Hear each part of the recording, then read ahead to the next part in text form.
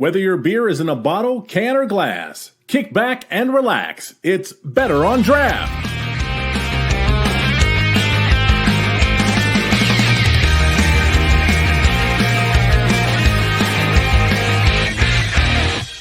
Hello and welcome to episode 359 of Better on Draft. I just had to find how to hide that banner.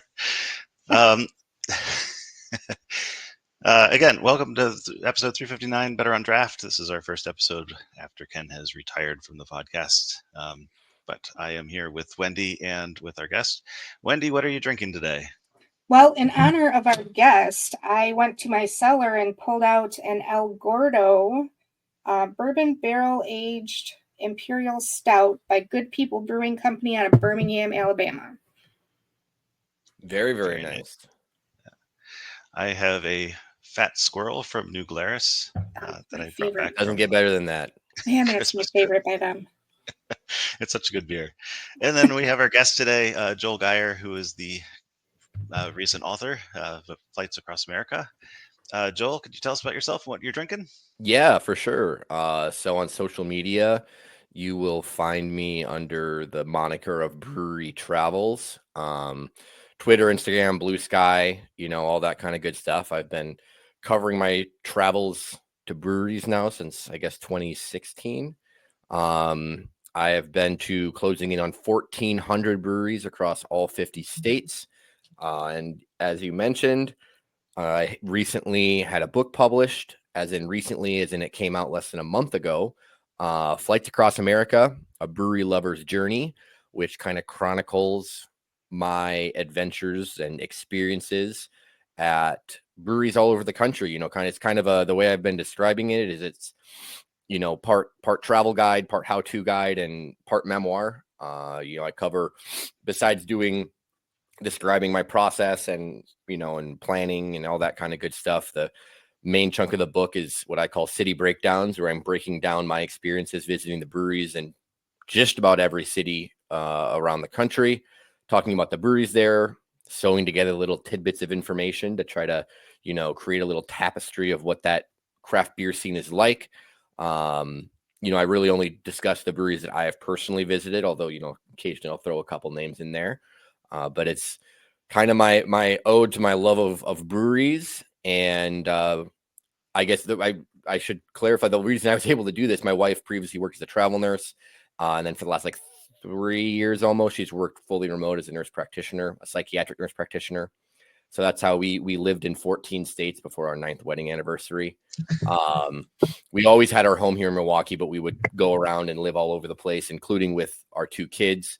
My daughter's 6 and my son is going to be 4 here in a few months. And he spent the first almost 3 years of his life on the road, essentially, just about.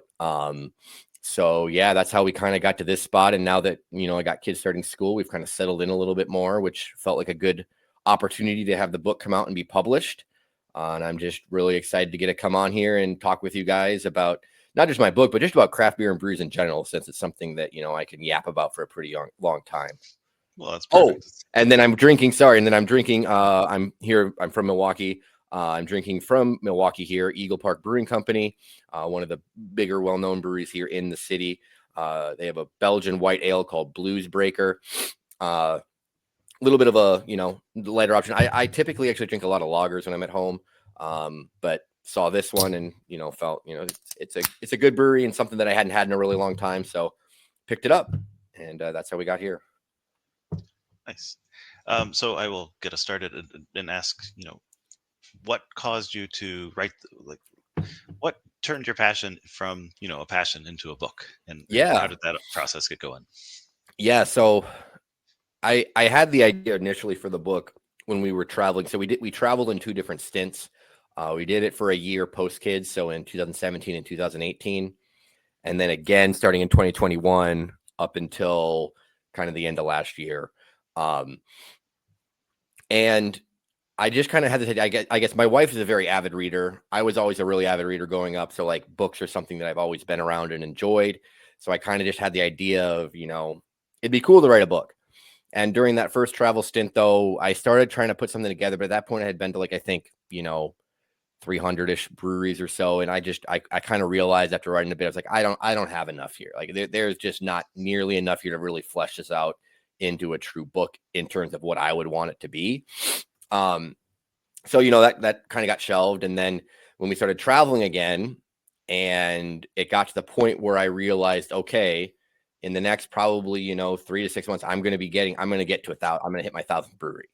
And at that point, it kind of came back around again. Like, okay, like once I hit 1,000 breweries, I feel like, at that point, I may have enough for, to start doing a book. So I kind of started to think about that. At that juncture, I hadn't really thought I was going to get to all 50 states. I think at that point, I was like 46, 47, maybe. But we made it happen in the last year. We did Hawaii and Alaska back in 2024, and that completed the circuit, I guess you could say. But yeah, so the book though was essentially a way for me to kind of put all this information that I've accrued into one physical thing. So I've taken handwritten notes at every single brewery since number 56. I've posted every single one of my brewery visits on Twitter, and I started my Instagram account when I was at brewery like 200 something. So basically all of them. And I've shared them in that manner, but if someone, to share it in a more comprehensive manner, like Instagram, it's not easy. Like if someone wants to go and look at all the breweries I've been to in a certain city, that's not functionable on Instagram.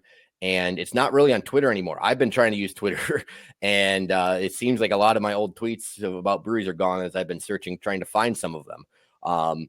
So this is just something that, I love when people message me and ask for recommendations. And I hope they still do that. But this book is kind of also one way to get my take on some of the breweries and the beer scenes around the country, while also providing additional information, kind of talking about the questions that I like to ask when I'm visiting a brewery, things I'm looking for when I visit a brewery, how I plan, beer occasions, and how I plan my brewery visits. I also include all my award winners, to kind of showcase some of the best, some of my personal favorites. And I also have I think 70 pages of color photos at the end of the book of a lot of flight boards and tap rooms. And so if you're a more visual person, there's something there for you too. But yeah, it was also in a way, besides wanting to put all of his experiences into a physical, like one thing. I also just, this was a way also, as I mentioned, we're now home more permanently. I'm going to be still traveling and going to new breweries when I can, but it's not going to be near the same clip of what it has been in the past leading up to this point where we were living on the road, always in new places. And so this kind of puts a bow on that chapter of my life in a way. And maybe in a few years, I'll have, done enough travel since then to produce an updated version, update, the closures and all the new ones and the new places I've been to. But at this juncture, I felt it was a very complete piece and one that I'm very happy with. So yeah, I think that's kind of how we got here. It's just combining a passion with breweries with wanting to share it with people. And I felt that this book was a good way to do that. Yeah, so maybe now you'll still get the messages asking for recommendations, things to do, but maybe you'll also get messages with updates on cities. Yes, yes.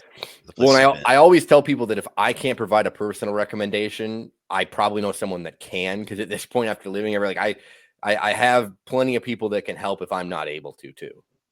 Yeah, nice. I have to also point out that Ken's not here. He is very anti-flight.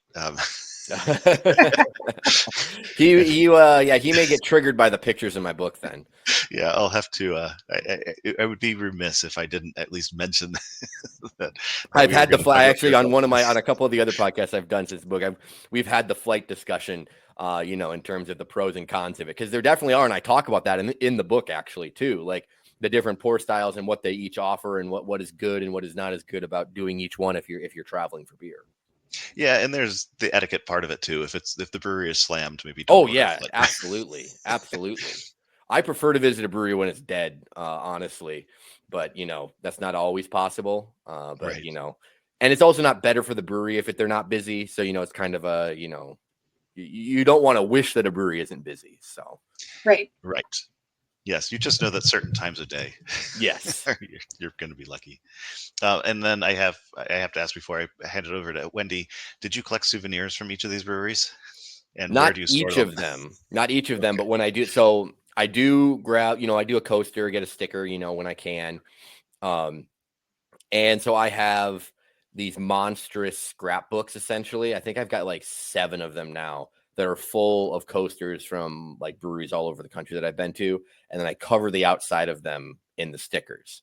And then I obviously have way too much brewery merchandise in terms of clothing. Primarily t-shirts, but also recently a lot of sweatshirts and hats as well have started to come more and more into the collection. More than I can really reasonably wear. That is for certain, especially when it comes to the shirts. But what can you do? You keep going to them, and eventually, even if you're only occasionally snagging them, it still adds up very quickly. Yep. All right. Yeah, I found that I have to be very cautious about what types of souvenirs that I buy because I have boxes of glasses that I have nowhere to display. So they're just in a box right now. Yeah, I when I was first doing it, before I actually was like quote unquote brewery travels, and like the first like 10 to 20 breweries, I bought glasses at a lot of them when we first lived in Oregon. And then I quickly realized through and on, I was like, oh, like I have a lot of glasses, like I don't really have anywhere to put them. So yeah, that became a rare. I've been gifted glasses at breweries since then that I still have. But I've bought in glassware from a couple like true like glass blowing companies that make, fun beer glasses. But yeah, otherwise that's one of those things. In some places, you'll get a glass on like the tour too. Like, I know the lakefront here, you get a pint glass with every tour you go on. And it's like, okay, well, I know some people that basically have an entire cupboard just of like the lakefront pint glasses. I thought they gave So out wood and nickels. I don't remember if I got a pint glass from them, but I definitely did their tour. yeah, well, I think they actually did make a switch from that at one point. Yeah, it was a long time ago. I think now, yeah, but yes, they do still like, it's a lot of those places is also some I've been to some before where they do like the little pour. Like I remember at Stone, they had a smaller glass that they gave you and that you got to keep. I'm trying to think what other ones have had that, but yeah, that is something that the glassware is something that, you can't just fold and throw into your closet either, like a t-shirt. So Great. At least the growlers aren't a thing as much anymore. oh yeah, That was bad. Yeah. I probably had 40 growlers at one point when my roommate was like, "Can we talk about this?" That is a collection right there. That is an impressive collection. So, did we mention how long it took you to do all 50 states and 1,400 breweries? Yeah, well, so I visited my first brewery, would have been, I think it was either January or February of 2015. It was my right before I graduated from college. I would have been, so I would have been 22 or whatever, I think. Yeah. Small brewery in Iowa called Single Speed in Cedar Falls. And then my wife and I got married, moved to Oregon, right out of college. And I visited a handful there, maybe a little less than 20. And then once we moved to Milwaukee, it would have been in mid 2016. I started visiting some more. And at that point, I was kind of like, oh, hey, this is kind of cool. Like I should start keeping track of it. And that quickly went from a list to a spreadsheet. And I started my Twitter account. I was probably around 30 or 40 visits at that point. And it was in early 2017 when she was working a nursing job here locally, and she had some travel nurses that came and worked for her. And she was like, oh, hey, like that's actually kind of cool. And we were both in grad school, but we both decided, hey, like that might be a neat thing. And so it was the summer of 2017. I had been to like 80 some. So I was still under 100 breweries at that point, in mid 2017. And that next year, I got up to, I think I was close to I hit my 400th after we had returned home because we were expecting our first child. And then obviously in the next year, I still was visiting some. I think I got over 500. And then, COVID obviously hit and that kind of halted things. I hit my 600th it would have been May, because we were doing a big road trip after my son was born in 2021. So it would have been May 2021. I hit number 600. So you figure between May of 2021 until now, I basically more than doubled what I had done with all the traveling. And I had done, like I said, I had done quite a bit also during the first stint of traveling, but from that May of 2021 up until, probably through 2023 for sure. Because this last year I was a little bit slower. I would say 2021, 2022, and 2023 were my biggest years, I would say, for the brewery stuff in terms of visiting. But yeah, so it technically spread out over, I guess, almost a decade at this point, but it was mostly done in 4 years between the different travel kind of stints, a majority of it at least. So you talk in the book about the difference between beercation and finding beer while you're on vacation. Yeah. How do you, and I know you have some statistics at the back of the book too, and I don't think I saw this one in there. How many do you think were breweries that you hit because of beercations as opposed to we're just in the area, let's hit this brewery? Well, I can tell you, so in terms of planning a true vacation that includes true travel, an airplane where I am going to a place strictly for beer, it has only been one time. And that was to Austin, Texas with my dad in 2021. We went for 3 nights. We had 2 full days and 2 half days on the ends, and we visited 27 breweries and had an absolute blast. Nice. But I have also made many kind of side trips that were within, an hour and a half of where we were by myself, kind of going off and finding different breweries. So in terms of planning a multi-day trip on just based around beer, it's just that one. But I have also, I know it sounds silly to say I've worked hard at this, but I truly have. I have spent a lot of time, a lot of planning, a lot of energy, scouting and finding out where we're going and knowing what breweries are, along the way. Cause we obviously, we would stop for lunch in the middle of a road trip. My 600th brewery, my milestone visit was, I found a brewery along our road trip, and we stopped in North Platte, Nebraska at Pal's Brewing Company. We actually made specific detours when we were living, kind of in the Southeast on the way home, once on the way down so that I could hit Arkansas because I had not been to a brewery there yet. And then we made a full detour, added a full day to our trip home so that I could spend a night, and we could spend a night in West Virginia, and I could go to breweries there. So that's kind of a gray area. I feel because we were doing more than just that. We were not going, I guess in the West Virginia and Arkansas instance, we really were going because of the beer though. We did other things, but we wouldn't have gone there if it wasn't for me and my brewery stuff, and wanting to get to all 50 states. So I guess those are kind of gray, but obviously most of them are me finding breweries while we are places. But I will also say that I had the cheat code, like I said, of going and living places for months at a time.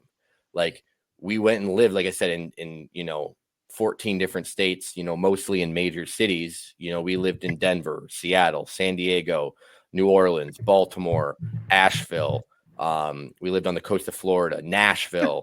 We lived up on the coast in New Hampshire. We lived all over the place, and we would be there for months at a time. And so that enabled me to not only dive into the beer scene local to that area, but it also enabled me to do these weekend trips with my family. Like in Baltimore, we went to Philly and Washington, D.C. and Richmond, Virginia and Harrisburg and the Delaware Shore. We went to these places for a weekend. So it wasn't really a full, big trip, but for most people it would have been. So in that manner, we just had kind of a different setup with how we were, traveling that made it so that I was able to do this. But yeah, so for me personally, I've really only gone on one true beercation. I'm hoping I may actually be going on one again soon. We'll see, because we have some United airline vouchers because they messed up our flights and lost my children's car seats on our last flight. Which, believe it or not, that's kind of the car seats are kind of, I'd rather you lose my clothes. Tough one. Yeah. So yeah.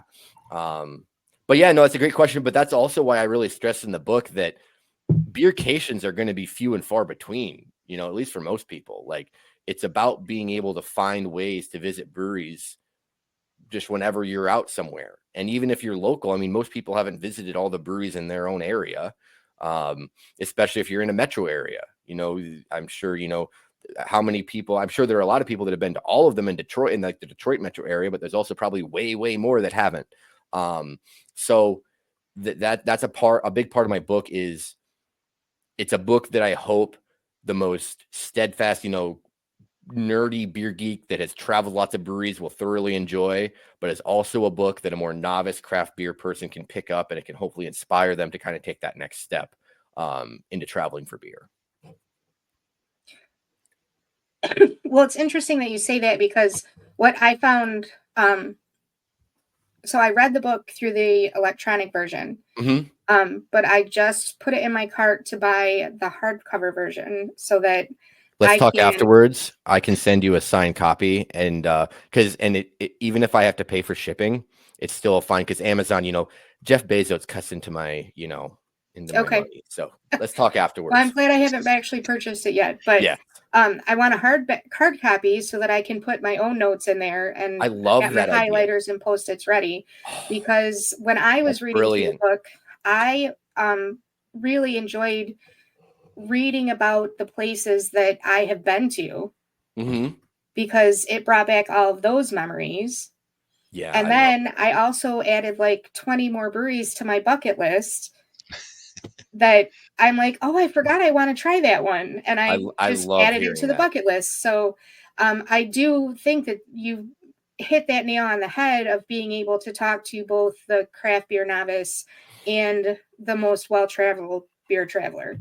Well, that made me smile. That absolutely just made my day, hearing you say, you know, getting the thing, but then wanting, like, taking your own notes and the sticky notes. I think that is absolutely wonderful. And that's one of the things that I think is great about it, is that it is supposed to be, it is my, you know, kind of my memoir, and I want people to relate to it, but I also want them to then go out and experience it for themselves.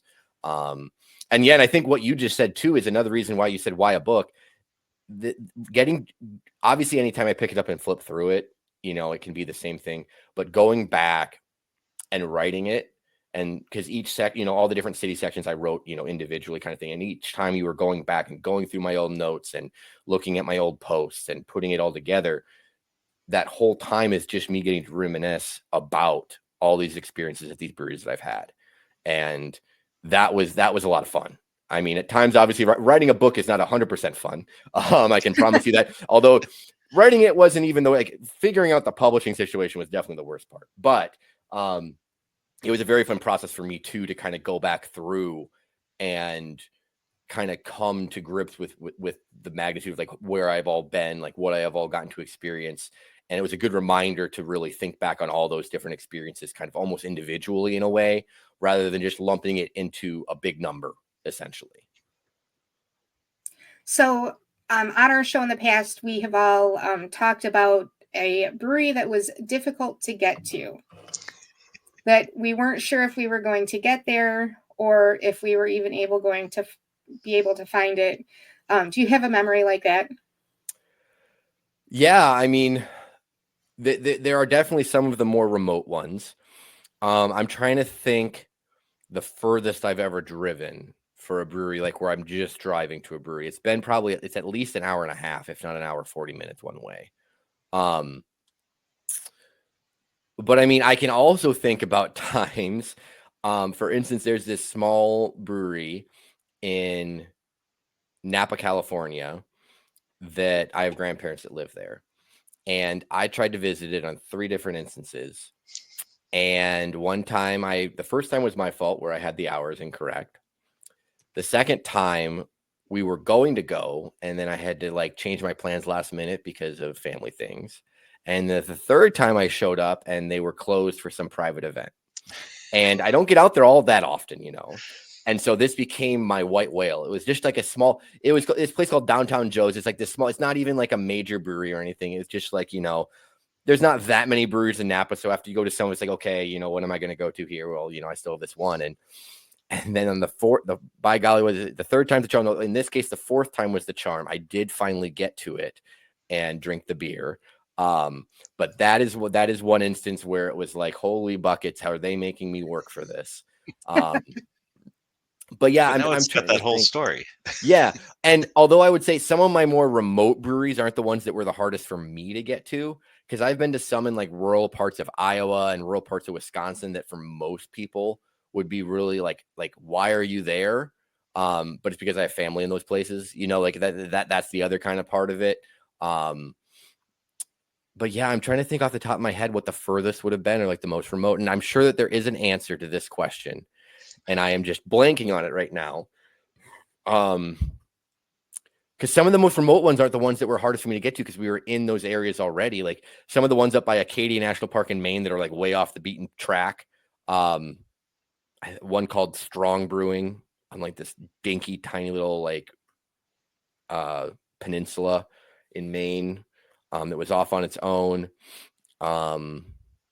Yeah, I'll think about that. And if I think about it while we're still talking, I'll make sure to bring it up again. That's a good question though.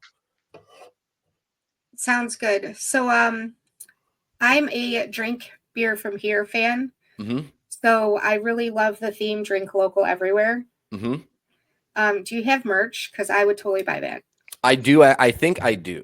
I did, and I believe that's still up. Let me double check. Yeah, I definitely still do.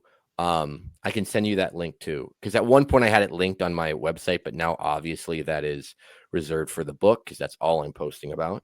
But yes, I can get you something because yeah, I did do the drink local everywhere type of merch and everything. So I just love that was moniker. I know. Yeah, well, because that was kind of my whole thing was that I always try to drink local because whenever I'm living all over the place, like I'm from Wisconsin, but I'm not just going to look at like I drink local everywhere. And I've made a lot of great connections doing that. And that can also mean that if you're not traveling though, just drink local everywhere. That just means if you're out and about, just drink local, you know, drink your local craft brewery. If you're at the bar, drink your local craft brewery. If you're, you know, at home, just, you know, support those local businesses that are making products that you like. And, you know, that's just, I mean, as we were talking about beforehand, we're seeing, you know, right now the craft beer market is not, I don't think we're going to see a big decline, but we're certainly seeing a leveling off. And if you love a brewery, you better support them because not all of them are going to be around forever. You know, we've seen some that this year locally, a couple that I really love that have closed. So that's where we're at right now.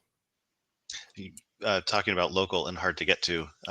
New Glarus is a tricky one to visit because That they're not is open on weekends. That's true. Now, because that could be considered one of the more remote ones, you know, also because it's kind of closest to Madison, I suppose. But Yeah. if you're not in Madison or like Rockford, Illinois, like it's not really close to any other cities because it's probably like little over 2 hours from Milwaukee. So yeah, and they're going to be shutting down more often now because if you saw their big announcement, their $500 million expansion that's going to include a distillery. I mean, you want to talk about what's going to be a magnificent experience for people once they completely rejuvenate their visitor experience. Oh boy, It was already a nice visitor experience to begin with, yeah, except not open weekends. But it sounds like after this is done, they'll be open weekends. Yeah, well, and they're going to hopefully have like a more traditional like tap room too, also is my understanding, which because right now they don't have that. So that would be, you know, something that would be a good addition, I feel like. So I really enjoyed the questions to ask section of the book. And I was just curious if that was something that came about naturally or if it was something you thought about before you started visiting breweries. Yeah, no, this was something that definitely came along as I went along. And I think I referenced it in the book. If you read the book, I reference it that one of the questions that I now ask all the time, that I did not obviously always ask was, you know, what are your flagships? Like, what are you best known for? Like, if I'm at a busy brewery and I'm only probably going to get in like one question, that's going to be the question I ask. And that all stems back from a visit in Dallas to Petticolas Brewing Company. This would have been early. This was before I even hit 200 breweries. So this would have been, you know, early on.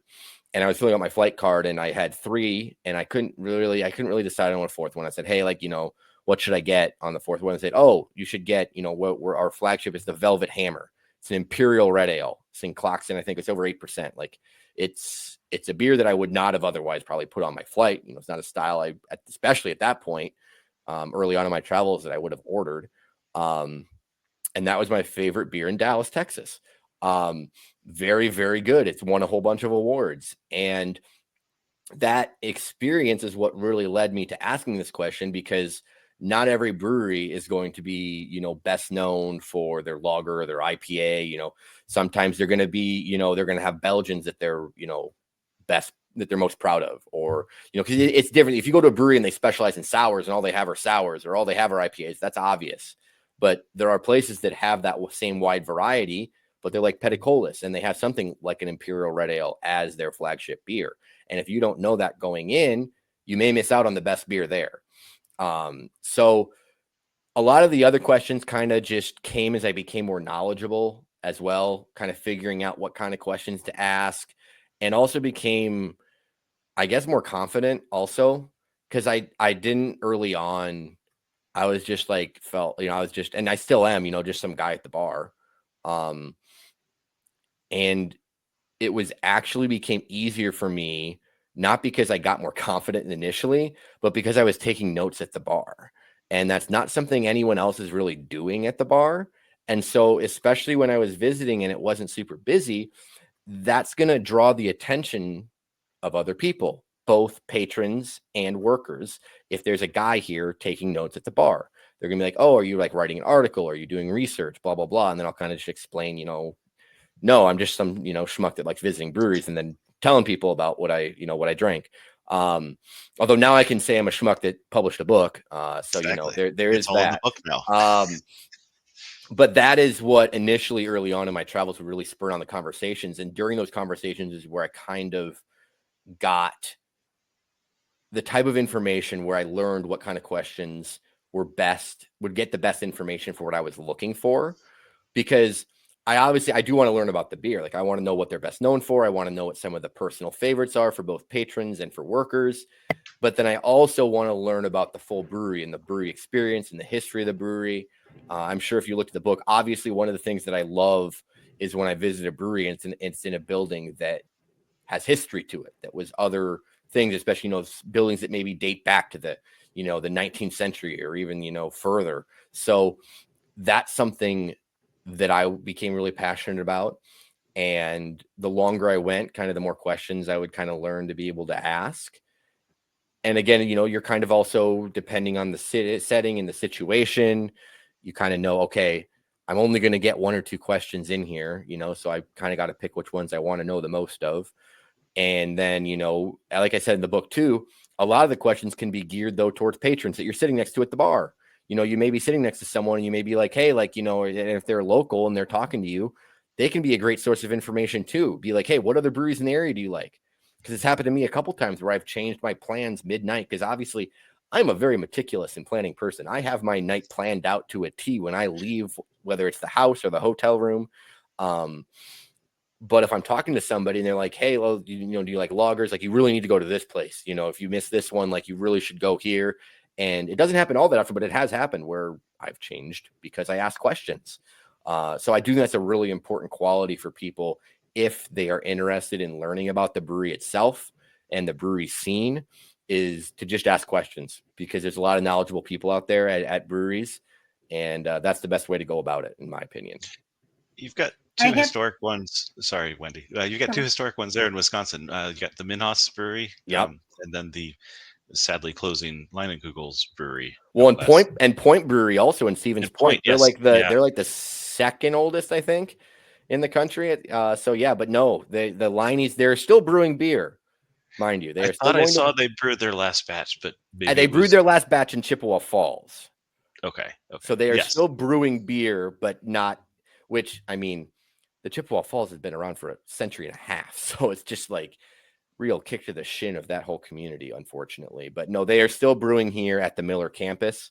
They are just downsizing, and they still have the pilot brew pub inside the baseball stadium as well. But it is not what it obviously was in terms of the Leinenkugel's brand. It was a beautiful campus to visit out there. Mm-hmm. Yeah. Sorry, Wendy, go ahead. Oh, that's right. So I was just going to say, I too have come across situations where I'm out on have plans to go to other breweries, and somebody at the bar will suggest another place.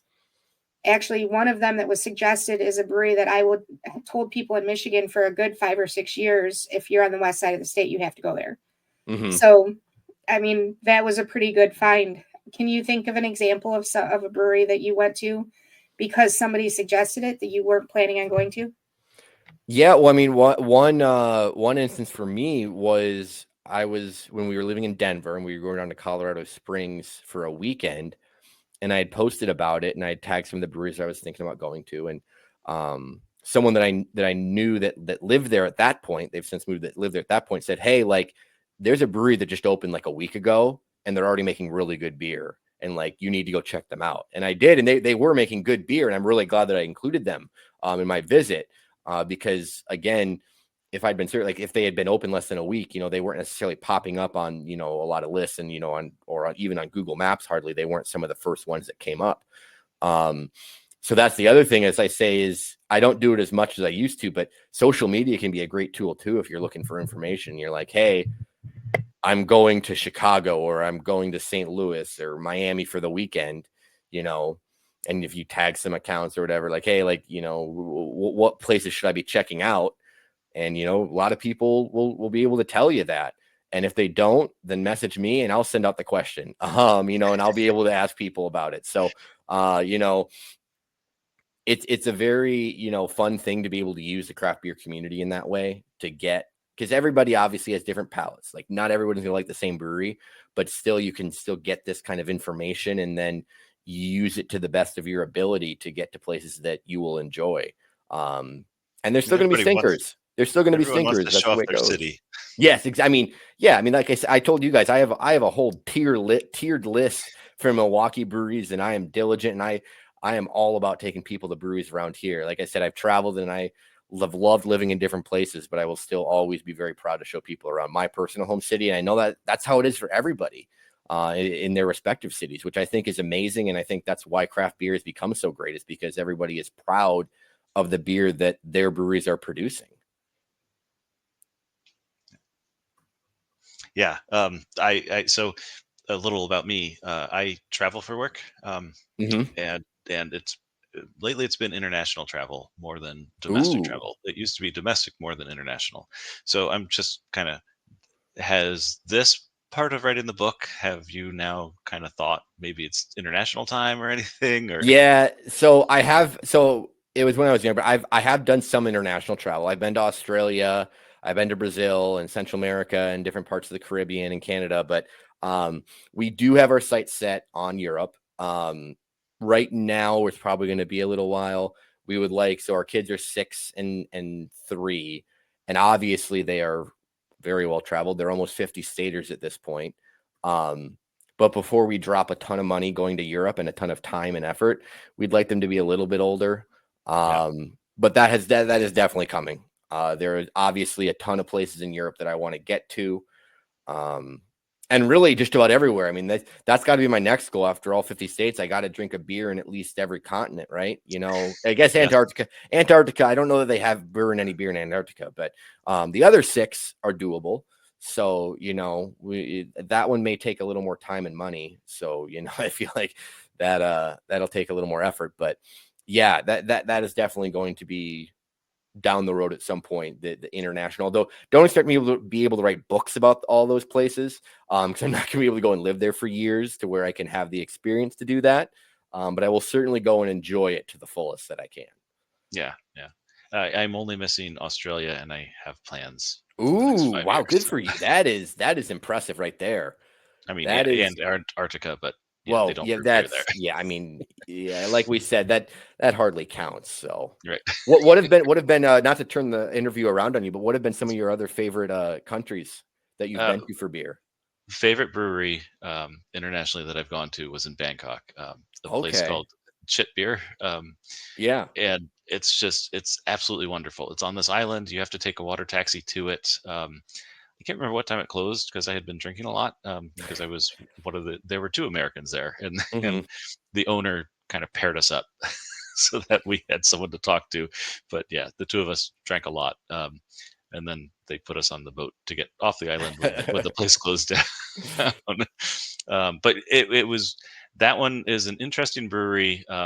at least when I was there, I don't know that it's still the same. It's been a few years, but Yeah. they have a brewing college basically that they run out of Okay. there. And so all night long, they were ringing a bell because we kicked a keg, and the next home brewer essentially would stand up and talk about the beer that he brewed, and then they'd put it on tap. That's And really interesting. everyone would get a pint of it, and just the whole night just kept going by like that. And That's I don't know how many. crazy.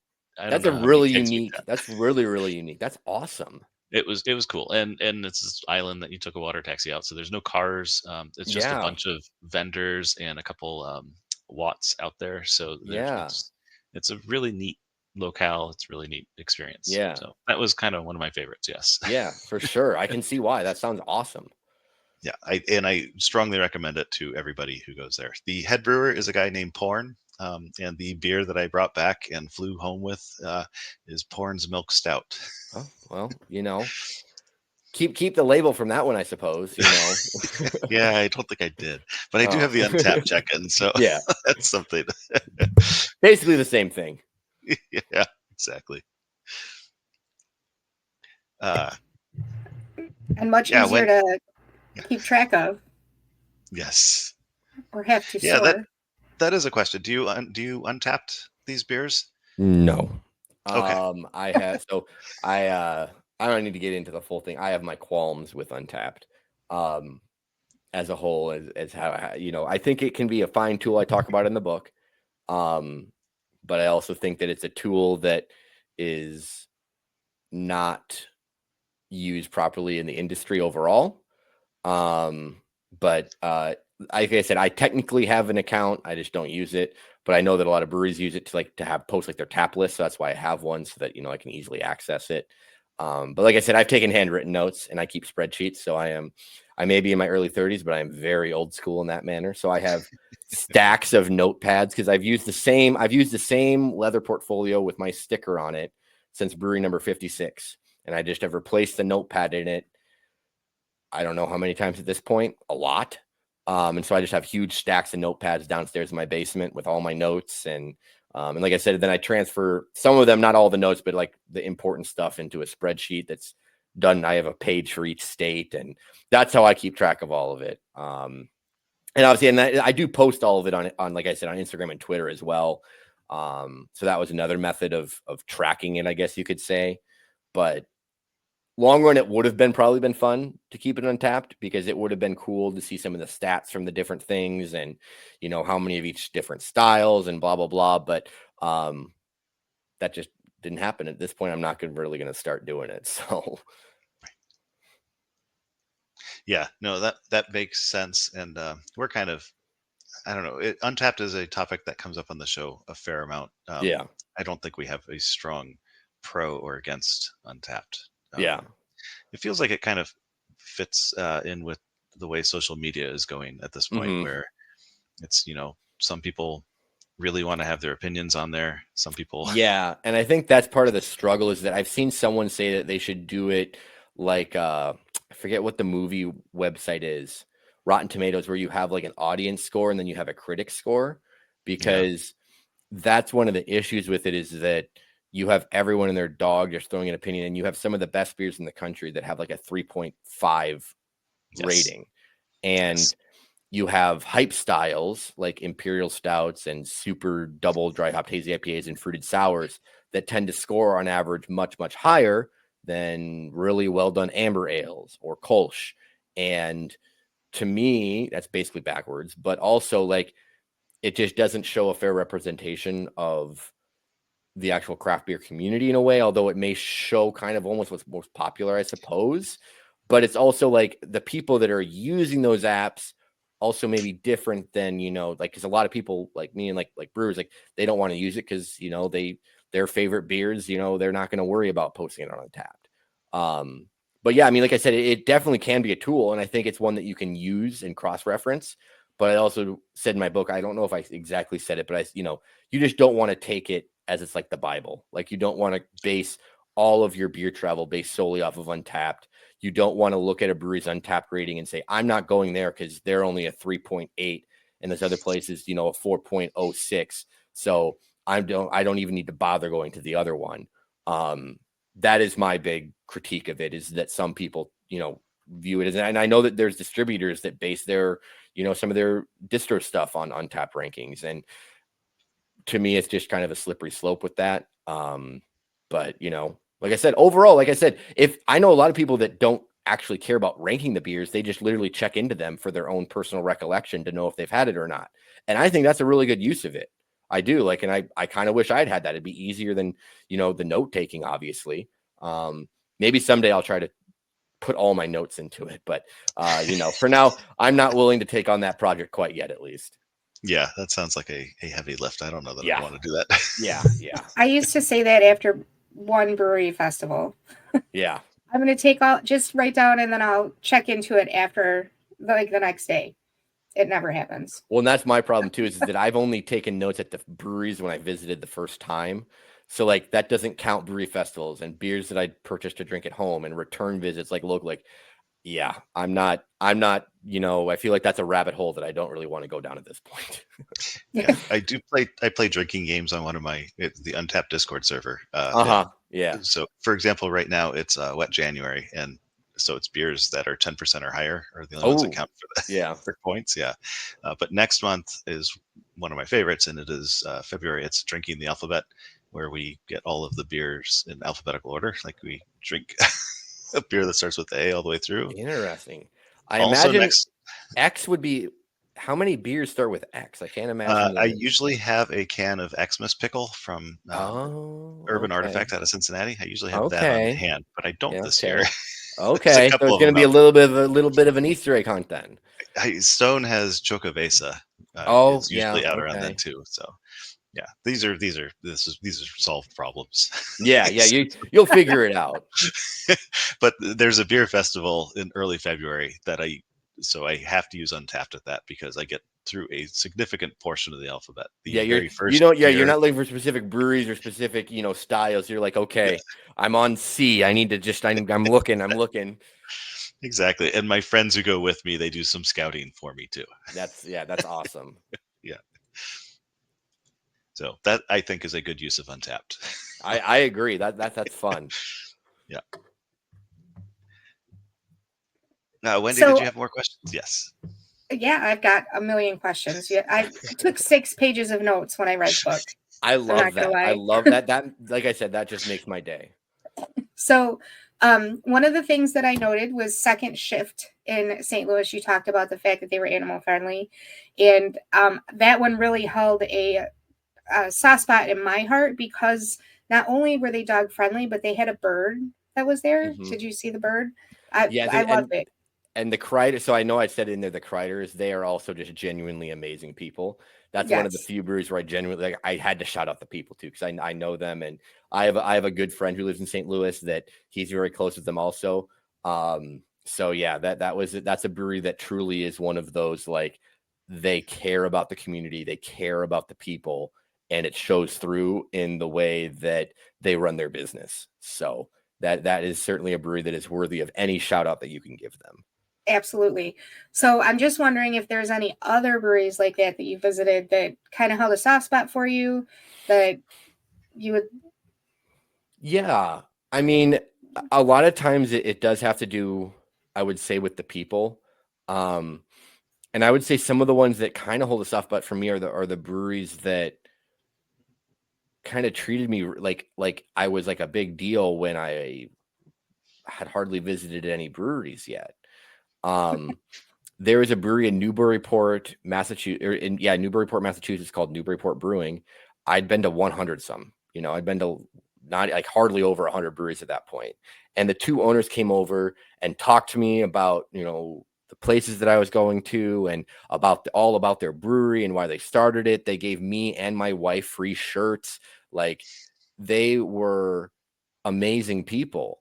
And again, I also met another one, and it's sadly now a closed brewery called Home Brewing in San Diego, where I'd been to maybe around 300. And the owner and the head brewer brought me back and just talked to me for like half an hour to 45 minutes, and just chatted, and were so nice, and giving me pours out of the tank that weren't on and everything. And I've obviously had a lot of those experiences, along the way. a lot of my milestone visits. Dissolver at number 800, their design team made me my own sign. And it's just, again, the people that I met along the way. And I guess the soft spot is almost a lot of the friends I made, around the country, because without craft beer and traveling, I wouldn't have all these close friends that, some of them they started off as friends on social media and then became friends in person after I got to visit them. And others became friends in person first before social media. And so like some of those brewery visits also where I get to go with, a close friend to a brewery for the first time. That's also, special. So yeah, I guess those early on visits where people treated like what I was doing was cool and important, even though at that point, like, I wasn't, I didn't have thousands of followers. I didn't have a book coming out, I didn't have any of that. And they still cared about what I was doing and cared about what I had to say about stuff.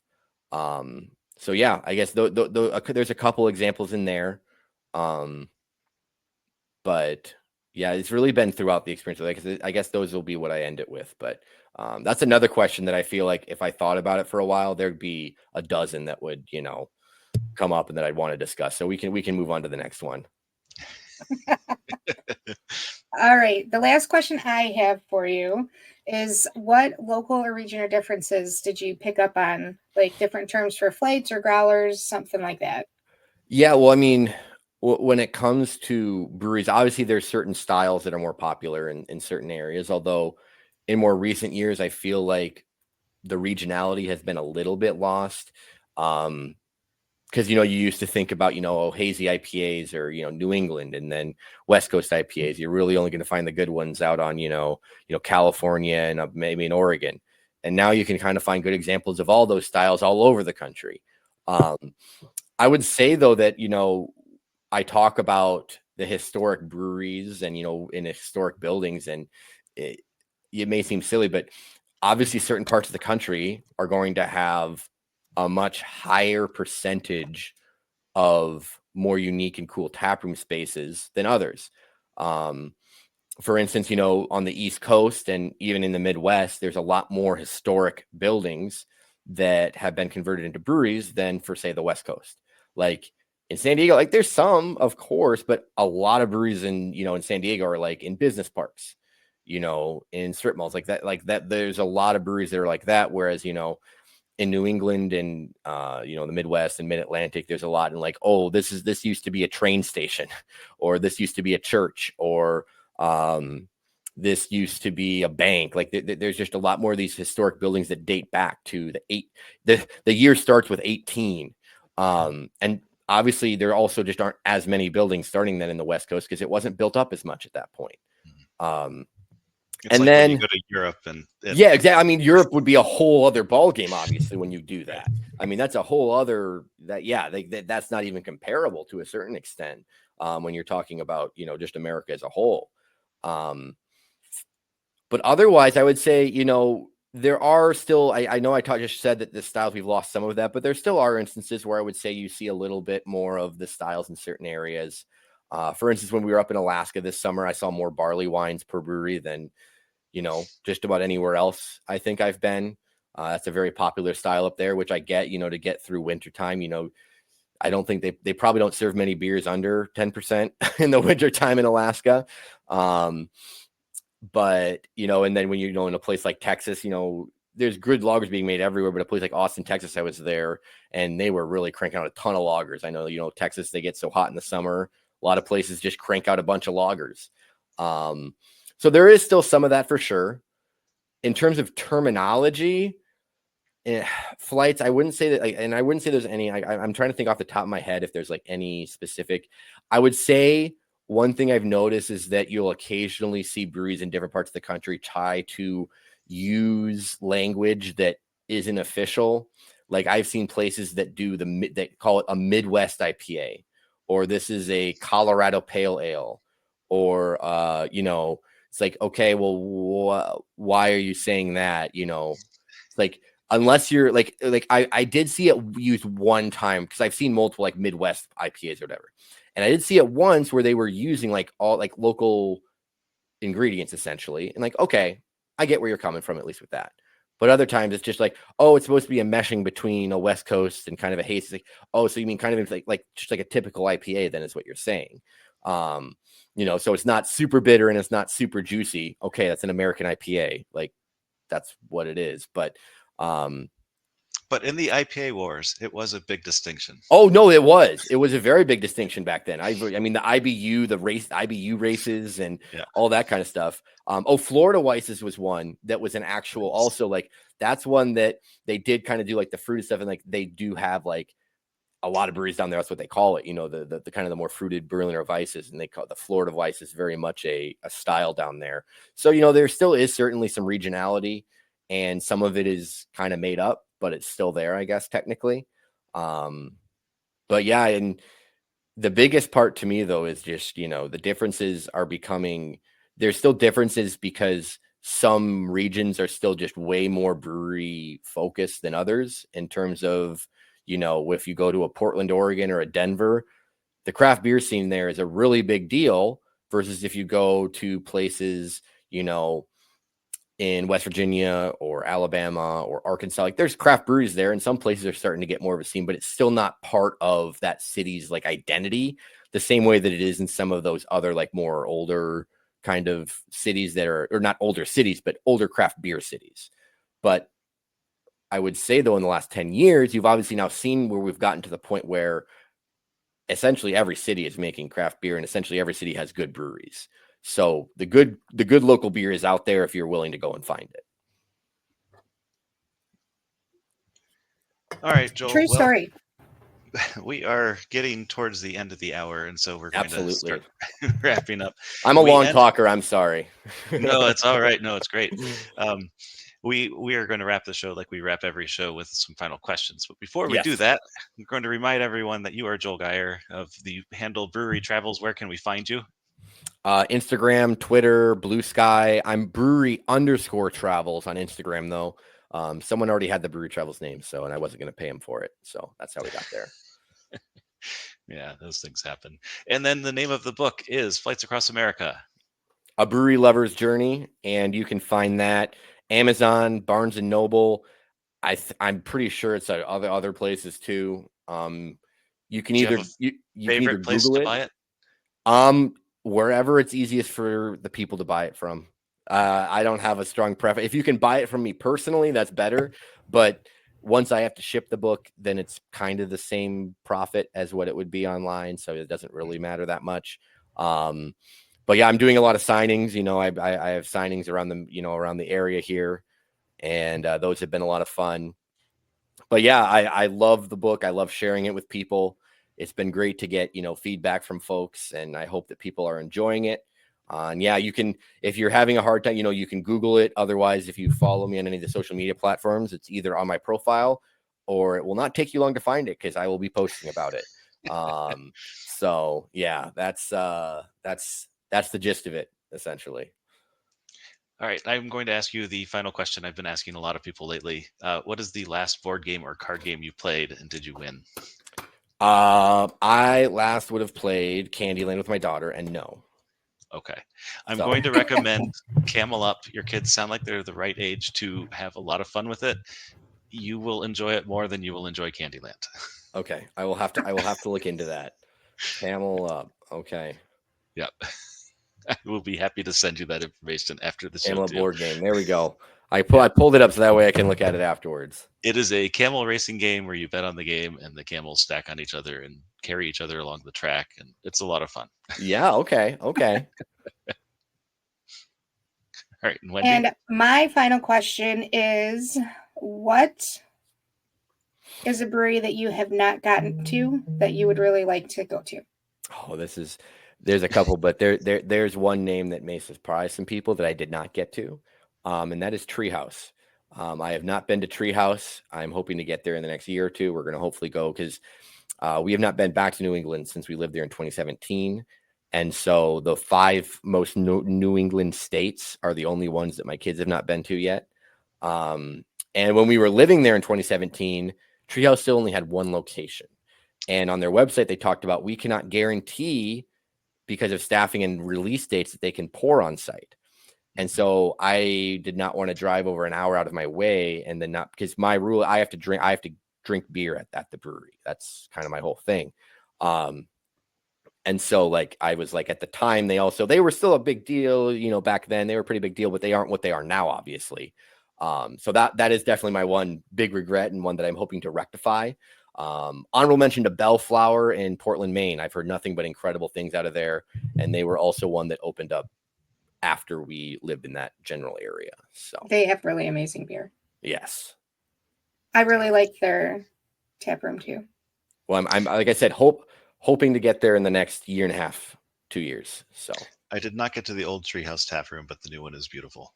well, the one I don't know if I'll get there, but the one out on Cape Cod just looks stunning out on the on the water there. Like that just looks phenomenal. But if we go to Boston, I know there's one kind of closer to Boston now at this point, so that would probably be the one I would end up. It would be the OG, except the OG is gone, but it's Yeah. it's the replacement of the OG. Yes. Yeah. It's the new OG. It's the new OG. All right. Well, Joel, has been wonderful talking to you. Thank you very much for joining us. Similar to Better on Draft, Joel can be found everywhere. Better on Draft can be found everywhere: Facebook, Twitch, Kick, X. I think we're still on X, Blue Sky, all the places.